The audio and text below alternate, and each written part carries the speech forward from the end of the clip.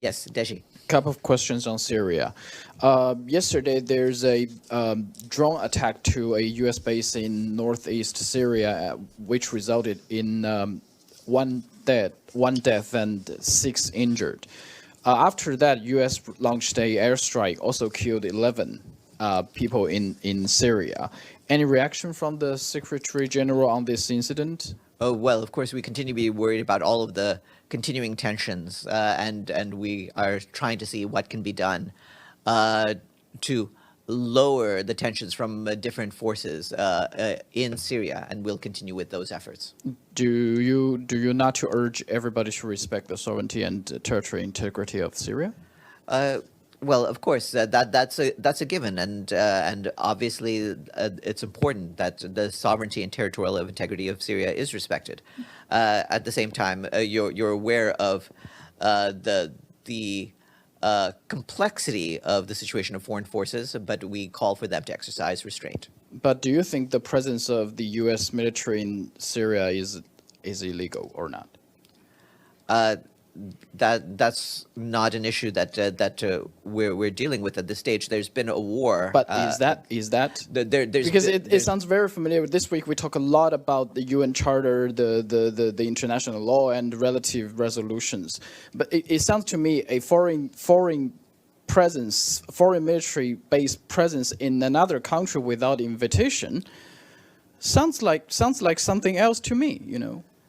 I'll leave your analysis to you. There's at this stage. What's the difference at this stage, between Syria, there's no, the situation in Syria, and the situation in Ukraine? There's no U.S. armed forces inside of Syria, and so I don't have a. It's not a parallel situation. You're to some of sure the others. there's no U.S.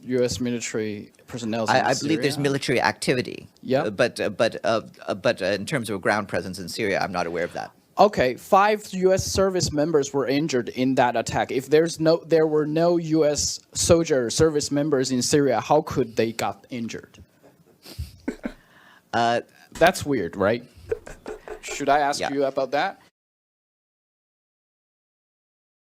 And by the way, if you're talking about the resolution, the international law, here is the resolution from Security Council 2254, I believe. It says in its PA paragraph, reaffirming its strong commitment to the sovereignty, independence, unity, and territorial integrity of the Syrian Arab Republic, and to the purposes and principles of the Charter of the United Nations. Yes, I'm aware of that, and as you see, that is accepted by the members of the Security Council itself. Yeah, so again, back to my question, is that illegal to have presence in Syria for the U.S. base?